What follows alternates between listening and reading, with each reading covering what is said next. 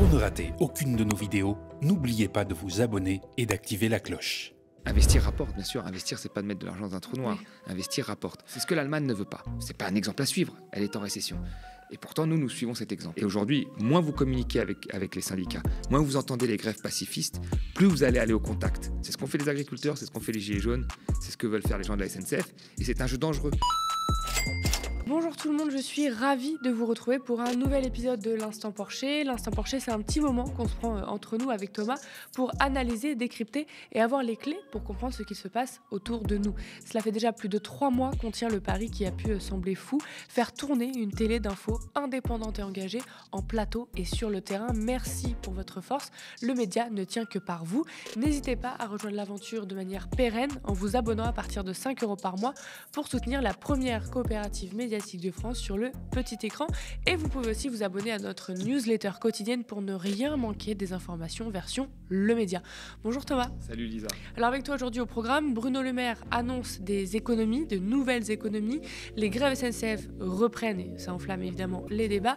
Et la moitié de nos ministres sont millionnaires. Qu'est-ce que ça veut dire ? C'est parti.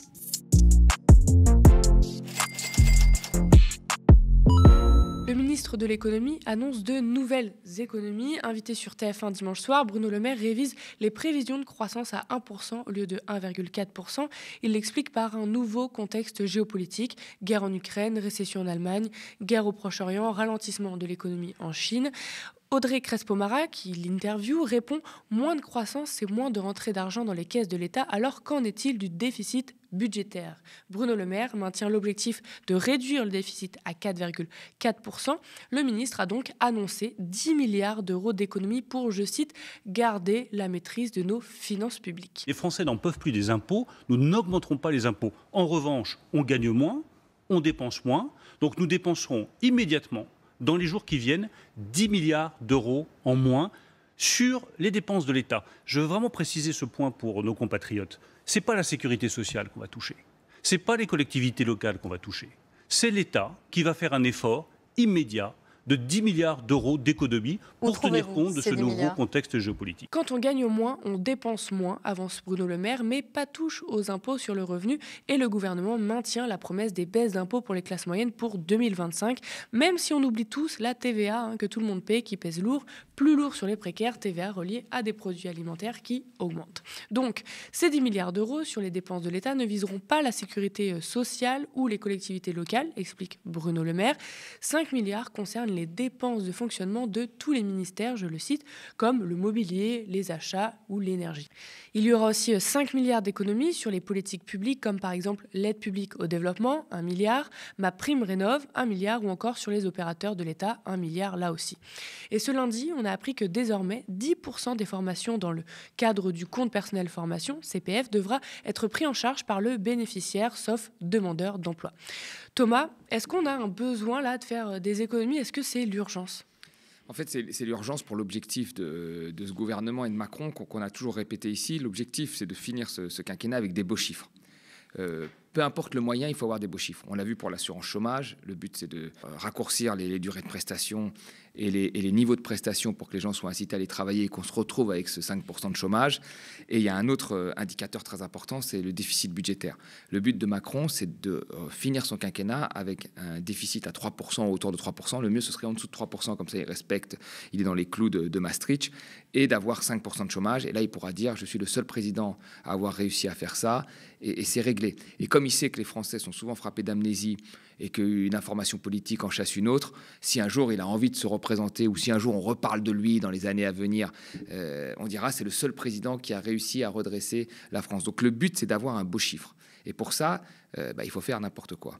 Et là, il faut faire des économies, alors même que nous voyons le décrochage de l'Europe par rapport aux États-Unis dû à nos économies, que des banques comme Goldman Sachs montrent que la politique budgétaire menée en Europe, y compris en France, a un impact sur l'activité économique, et on continue là-dedans parce que l'objectif final, c'est d'avoir ce très beau chiffre de 3%. Et nous l'avions rappelé ici, encore une fois, dès 2020, qu'au début, c'était sûr que le gouvernement allait soutenir l'activité, mais qu'après, il ne fallait pas refaire l'erreur de 2011. C'est ce qu'on a dit et qu'on était assez persuadé qu'ils allaient le refaire, puisque moi, je voyais des signaux du gouverneur de la Banque de France, même de Bruno Le Maire sur la dette, sur le déficit, alors qu'on n'était pas encore sorti de la crise du Covid, qui était pour moi un petit peu problématique. Et là, on voit bien que finalement, c'est la politique qu'il mène. Il dit qu'il ne faut pas refaire l'erreur de 2011, mais on refait l'erreur de 2011 en pratiquant de l'austérité budgétaire. Donc le déficit, c'est quand les dépenses sont supérieures aux recettes et évidemment, ils préfèrent toucher aux dépenses plutôt qu'aux recettes. Sur les orientations des économies maintenant, Bruno Le Maire rassure tout de suite en disant qu'il y aura 5 milliards sur les dépenses de fonctionnement, mobilier, achat. Voilà. Il oublie de dire quand même que les dépenses de fonctionnement, c'est tout ce qui fait fonctionner un service public. Alors à voir si ça touche le ministère, le service public, c'est comme la rémunération du personnel, le matériel et j'en passe. Et c'est un terme assez dense où beaucoup de choses peuvent entrer dans le calcul. Les économies ciblent aussi les politiques publiques, je l'ai dit, comme MaPrimeRénov' ou l'aide publique au développement, les opérateurs de l'État, le CPF. Les opérateurs de l'État, alors ça peut être l'Agence spatiale, Météo France, l'ADEME, des centres de recherche et j'en passe. Ce sont tous ces petits organismes avec des missions de service public. Qu'est-ce que tu penses là de ces choix, Thomas ? Alors déjà, la première chose qu'il faut dire, c'est que je pense que le gouvernement a très peur de faire des coupes. C'est pas qu'il n'a pas envie, c'est qu'il a très peur de faire des coupes sur des dépenses sociales qui pourraient entraîner une fronde. On le voit bien là, il a enchaîné les agriculteurs, puis chaque fois il doit un petit peu lâcher d'argent. Là, il y a les grèves des contrôleurs, les Jeux Olympiques arrivent. Il sait très bien que l'ambiance générale est très instable. Donc si demain on fait une coupe supplémentaire sur l'assurance chômage qui a été faite, ou sur l'assurance maladie qui pourrait frapper les hôpitaux, ou sur les retraites, là, ça risque d'enflammer le pays. Et il veut éviter ça.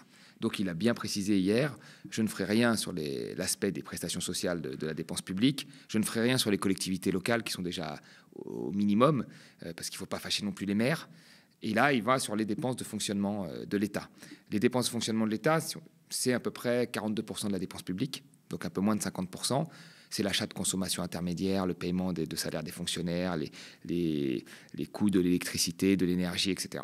Et il dit qu'il va faire des économies là-dessus et sur les ministères. Je pense qu'il cherche des économies un peu partout. Ce qu'il faut savoir, c'est que cette partie en fait, de la dépense publique, elle est à peu près stable depuis 30 ans. Elle représente 18% du PIB. C'est stable depuis 30 ans. On voit bien que les services publics sont pas en pleine forme. Et donc, des économies supplémentaires, ça risque pas d'être très positif. Et après, la deuxième des choses, c'est que si on fait des économies, par exemple, sur Bercy, on nous a parlé de grands plans. C'est Gabriel Attal, d'ailleurs, quand il n'était pas encore Premier ministre, qui était juste ministre du budget. Il nous avait dit, oui, on va faire un grand plan de lutte contre l'évasion fiscale. Bon, si vous retirez des postes à Bercy, comme ça a été le cas ces dernières années, il ne faut pas après se plaindre s'il y a de l'évasion, de la fraude fiscale. Quand vous retirez des postes à l'écologie, il ne faut pas se plaindre si après il y a des problèmes.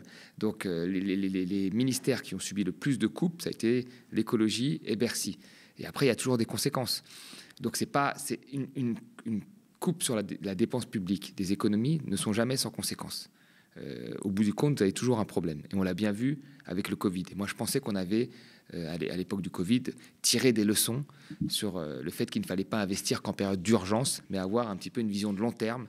Visiblement, ce n'est pas le cas. Puis conséquences qui provoquent des problèmes qui peuvent au final coûter beaucoup plus cher que ces fameux 5 milliards d'économies. C'est exactement ça la mauvaise économie. C'est que là, mais comme ils sont tellement obsédés, alors ils veulent rassurer les agences de notation, ça c'est sûr, ils veulent avoir ces très beaux chiffres, ils sont tellement obsédés par ça qu'ils font des économies et ils vont chercher à droite et à gauche des petites économies qui auraient pu être évitées. Le vrai problème, en fait, c'est pas de baisser la dépense publique. Parce que vous savez, le déficit public, il est libellé en pourcentage de PIB. Vous voyez, si le PIB augmente fortement, vous réduisez le déficit public. Donc, il faut se concentrer plutôt sur une politique pro-croissance, comme font les États-Unis, et plutôt qu'une politique d'austérité budgétaire, comme fait l'Europe. Et on a eu un premier décrochage. Il faut voir qu'on était assez parallèles dans les évolutions entre les États-Unis et l'Europe avant la crise 2008. On a eu un premier gros décrochage et là on a un deuxième décrochage avec cette crise post-Covid, ce qui fait que l'Europe en termes de PIB par habitant est beaucoup plus pauvre que les États-Unis, ce qui était pas le cas il y a encore 15 ans.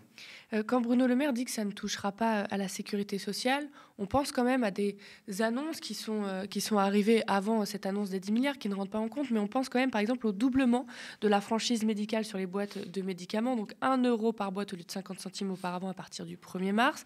Quand il dit qu'il n'y aura pas de hausse de taxes, on pense à l'augmentation de 10% de la taxe sur l'électricité qui avait été réduite au moment du bouclier tarifaire.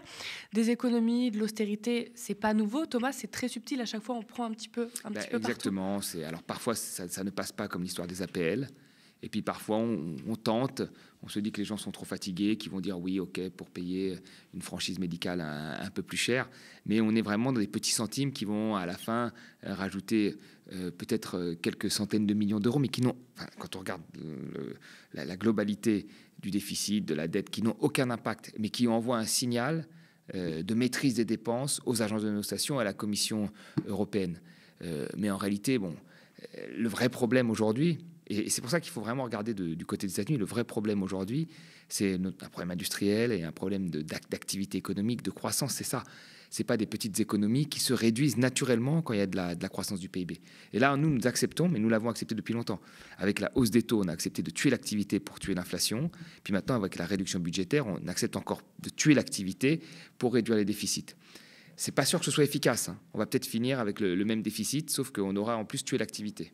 Comme là, on a finalement eu une inflation qui a été certes sous contrôle, mais qui serait peut-être passée même sans une politique de hausse des taux aussi importante. Finalement, on reste avec une certaine augmentation des prix et une activité qui est morte, alors qu'on aurait pu avoir une activité et un pouvoir d'achat qui aurait été préservé, avec une inflation qui aurait été réduite si on avait fait autrement.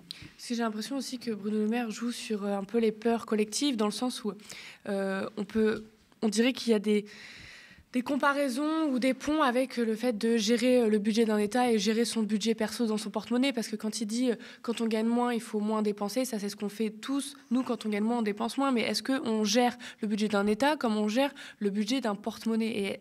Et mon autre question, c'est est-ce que s'attaquer aux dépenses, c'est pas aussi une manière de faire pour ne pas s'attaquer aux recettes? Et tu as raison sur les deux. En fait, ce qu'on apprend dans les premières années d'économie, c'est qu'en période de récession, si on fait une politique qu'on appelle procyclique, c'est-à-dire qu'on baisse ses dépenses publiques, on accroît la récession.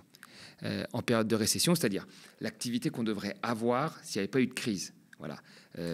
Si on fait une politique contracyclique, c'est-à-dire qu'on baisse les déficits pour soutenir l'activité, on relance plus rapidement cette activité. C'est ce que font les États-Unis, un pays libéral, je veux dire, parce qu'ils sont pragmatiques. Ils sont pragmatiques, ils le font. C'est ce que devrait faire l'Europe. C'est un moment que Macron, plus ou moins, du bout des lèvres, a appelé de ses voeux avec Canfin sur les critères de Maastricht pour sortir quand même tous les investissements liés au réchauffement climatique. C'est ce que l'Allemagne ne veut pas. Alors l'Allemagne accepte de le faire, elle a des conditions un peu plus propices pour le faire, c'est-à-dire qu'elle a une population qui est beaucoup plus vieille, donc a besoin de moins de croissance pour absorber les nouvelles personnes arrivant sur le marché de l'emploi, mais elle est quand même en récession. Ce n'est pas un exemple à suivre, elle est en récession. Et pourtant, nous suivons cet exemple.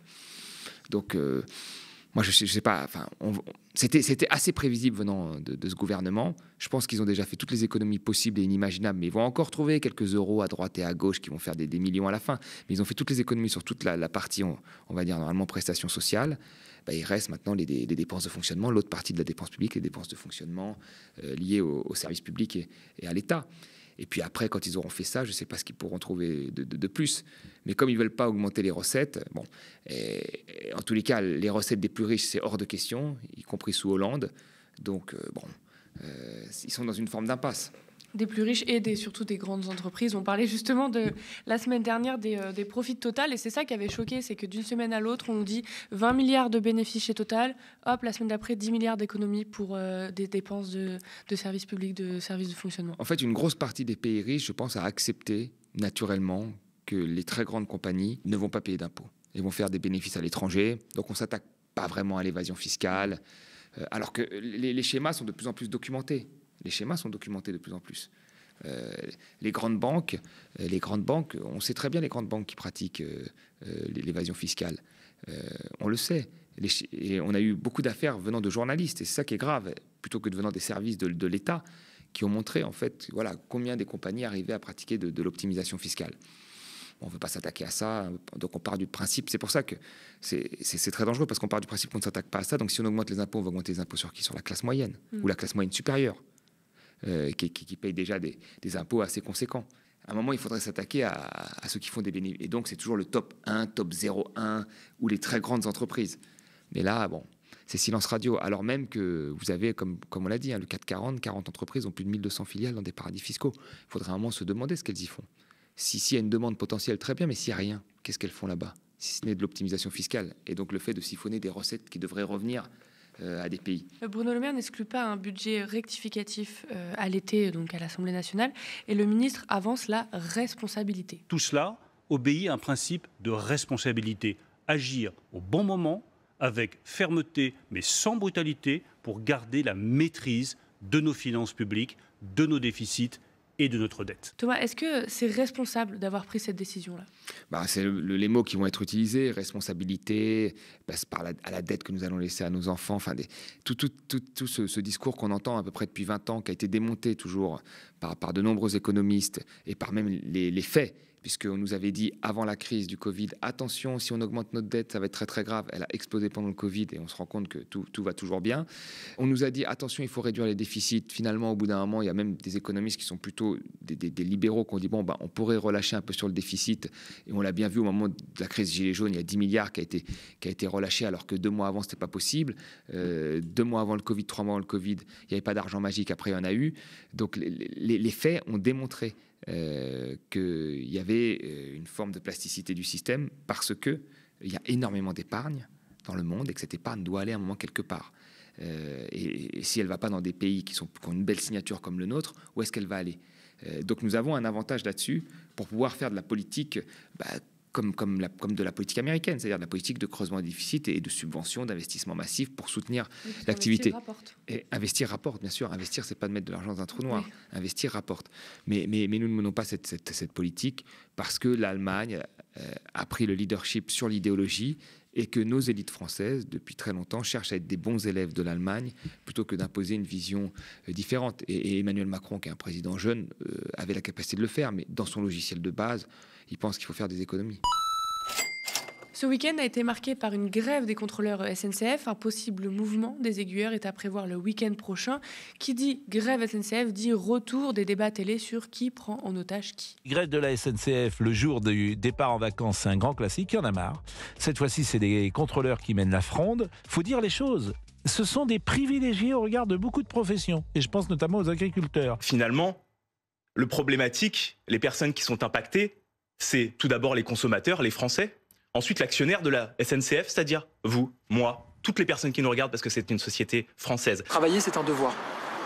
Et notamment quand on doit permettre à des Français qui travaillent toute l'année, qui pour quelques jours ont probablement envie de pouvoir retrouver leur famille, leurs proches, de pouvoir le faire. Voilà. Moi, j'appelle à la plus grande responsabilité, encore une fois, pour les Français. Les grévistes revendiquent, eux, un plan massif d'embauche, une augmentation des salaires ou primes et de meilleures conditions de travail. Thomas, on entend sur ces plateaux que les grèves SNCF, c'est tous les ans, qu'ils embêtent un peu tout le monde. Et c'est vrai que, par contre, elles reviennent souvent. C'est quoi le malaise à la SNCF? Est-ce que tu peux nous l'expliquer? Pourquoi souvent ces grèves qui reviennent? Pour moi, les cheminots, c'est l'équivalent des mineurs sous Margaret Thatcher. C'est-à-dire qu'il y a une volonté vraiment de les écraser. Et si on écrase les cheminots français, on aura tout gagné. Là, je pense que le patronat va se sentir tout puissant. Personne n'avait réussi à écraser les mineurs. Margaret Thatcher l'a fait. Là, le patronat s'est dit, c'est bon, tout est possible. Et là, c'est pareil en France avec le cheminot. Alors, ça fait des années qu'on donne leur salaire, qu'on jette leur salaire comme ça en pâture et qu'on en discute avec des salaires qui prennent souvent toutes les primes, qui sont souvent le maximum que l'on puisse avoir en fin de carrière. Et donc, il y a une volonté vraiment d'en finir avec ça, y compris dans l'entreprise de la SNCF, qui recrute des gens de plus en plus sans statut, qui s'ouvre à la concurrence, qui libéralise, qui est plus orienté sur maintenant l'export et ses filiales, parce que c'est un pays qui a énormément de filiales à l'étranger. Donc il y a un malaise depuis un certain temps des cheminots, et ils ont compris aujourd'hui, comme une grosse partie de la société, c'est qu'il fallait établir des rapports de force à forte intensité avec le pouvoir, parce que la discussion par manifestation ou la volonté de discuter aujourd'hui, ça ne mène à rien. Et on l'a bien vu au moment de la réforme des retraites. Il faut établir un rapport de force comme l'ont fait les agriculteurs, comme l'ont fait les Gilets jaunes, et c'est ce qu'ils tentent de faire aujourd'hui en faisant grève pendant les vacances scolaires. Sinon, ils seraient pas du tout écoutés, on n'en parlerait même pas. Qu'est-ce que tu réponds? Oui, on n'entend que, en plus ce sont les plus privilégiés parce qu'ils ont un statut qui est terminé maintenant, mais ils avaient un statut très protecteur. Et aussi de la part de la majorité, hein, ces discours-là, ou encore qu'ils bloquent les pauvres gens qui veulent partir en vacances. Tous ces préjugés-là, qu'est-ce que toi, tu leur répondrais? En fait, moi, je pense qu'ils sont obligés... dans la stratégie, il n'y a pas d'autre stratégie possible. S'ils font grève le lundi de 14h à 15h, tout le monde s'en fout. En priorité, le patron de la SNCF et le gouvernement. C'est à partir du moment où ils établissent ce rapport de force que là, on parle d'eux, que des discussions sont possibles. Sur les salaires, vous savez, 60% des cheminots, ils gagnent moins de 2200 € quand on retire les primes. Donc, c'est certes un salaire qui va être légèrement, en moyenne, au-dessus du salaire moyen français, mais on n'est pas sur des chiffres complètement fous qu'on a entendu circuler. Et puis après, il ne faut pas oublier que la direction a quand même une responsabilité parce qu'elle a refusé de rencontrer... c'est parti un peu sur Facebook, sur sur Telegram et WhatsApp, cette grève, mais elle concernait quand même 70% des contrôleurs. À partir du moment où vous avez 70% des contrôleurs qui ont des revendications, vous êtes la direction, vous les recevez. Et la direction a refusé de les recevoir, privilégiant un contact avec les syndicats. Je pense qu'on peut avoir, pour des gens qui ont prôné la flexibilité à tout bout de champ, quand vous avez 70% des gens qui ont des revendications, vous les recevez, vous discutez avec eux, vous ne faites pas comme s'ils n'existaient pas. C'est ce qu'a fait la direction et c'est ce qu'elle a demandé la direction à un certain nombre de directeurs d'entités de SNCF de ne plus communiquer avec ce groupe, ce qui était, je pense, une erreur. Il y a aussi une stratégie de mettre en concurrence les gens qui travaillent pas à la SNCF et les cheminots qui seraient des privilégiés. Regardez, eux, ils font grève alors que vous travaillez. Est-ce que ça, c'est une stratégie qui est facilement déconstruite, en fait, quand on pense au fait que... il y a toujours cette volonté de niveler par le bas, en fait. On s'attaque aux cheminots alors que le service est déjà dérégulé, qu'il y a eu des gros moments forts, des grosses réformes sur la SNCF qui ont totalement dépatouillé ce service public. Quand tu dis service public, c'était un service public. C'est de moins en moins un service public maintenant. C'est une entreprise publique, mais qui fonctionne comme une entreprise privée. C'est plus un service public. Elle va chercher des marchés à l'étranger. Le client, celui qui prend le train n'est plus un usager, c'est plutôt un client. Donc on est de plus en plus dans une entreprise qui a pour but de faire du bénéfice et de créer sa propre concurrence, comme on l'a vu avec EDF, ce qui a été un échec total. En fait, il y a cette volonté-là, en fait, de niveler toujours les droits vers le bas, c'est l'ubérisation de l'économie. Et puis après, de dire, mais regardez, un chauffeur Uber, il gagne moins qu'un cheminot. Et puis regardez, un prof, on n'a pas augmenté son salaire depuis 25 ans, mais il devrait faire grève aussi. Et c'est ce type de comparaison qui fait qu'à la fin, vous avez ce que l'on voit aujourd'hui, partout, une concurrence finalement entre les pauvres, alors même qu'en haut, ils sont plutôt soudés quand il s'agit de faire passer des réformes qui les avantagent. Ça me fait penser à un reportage qu'on avait fait où Emmanuel Macron avait dit regardez, les agriculteurs, ils comptent pas leurs heures, ils comptent pas leur retraite, etc. Donc arrêtez de manifester pour la réforme des retraites. Et les agriculteurs nous avaient dit, nous, on souhaite notre situation à personne, donc continuez à vous battre pour la réforme des retraites. Je me rappelle très bien. Dans les sphères politiques et médiatiques, on s'attaque du coup au droit de grève directement, qui est constitutionnel. Le groupe centriste du Sénat a déposé une proposition de loi pour limiter le droit de grève, donc avec des périodes d'interdiction, ou la limiter par exemple à 60 jours max par an. Et Gabriel Attal qui dit, les Français sont très attachés au droit de grève, mais ils savent aussi que travailler est un devoir. Qu'est-ce que tu penses de cette remise en cause du droit de grève avec comme excuse la continuité des services publics, l'intérêt général, la valeur travail? Alors la première chose qu'il faut dire, c'est que quand on fait la grève, on n'est pas payé. Ça, vraiment, il faut le rappeler, parce que les gens ont l'impression qu'on est payé. On n'est pas payé. La deuxième des choses, c'est qu'on a très bien compris ce que veut une partie du gouvernement et le patronat, c'est qu'on puisse faire grève sans que ça dérange personne. Et dans ce cas-là, rien ne se passera. Il y a une étude de la DARES qui vient de sortir qui montre en fait que dans les entreprises où il y a le plus de grèves, où les syndicats sont plus importants, les salaires sont plus élevés. Cette proposition de réforme de grève qui interdirait en fait la SNCF de faire grève pendant les vacances et les week-ends, c'est une loi qui est passée en Italie. Un contrôleur italien, il gagne quasiment 2 fois moins qu'un contrôleur français. Vous voyez ? Donc c'est ça la réalité, c'est que oui, il faut interdire, limiter, encadrer le droit de grève. Comme ça, quand on fait grève, il n'y a pas de... C'est un peu cause toujours tu m'intéresses, on l'a bien vu avec la réforme des retraites, et on fait ce qu'on veut. Mais c'est pas comme ça que ça marche. La grève, c'est pour établir un rapport de force. Et aujourd'hui, moins vous communiquez avec les syndicats, moins vous entendez les grèves pacifistes, plus vous allez aller au contact pour avoir des résultats. C'est ce qu'ont fait les agriculteurs, c'est ce qu'ont fait les Gilets jaunes, c'est ce que veulent faire les gens de la SNCF, et c'est un jeu dangereux qui a été initié par le pouvoir en place, qui a refusé de discuter quand il y avait des revendications qui se faisaient simplement. Donc le vrai responsable de cette situation, de ce rapport de force qui s'intensifie, c'est le gouvernement et le patron de la SNCF.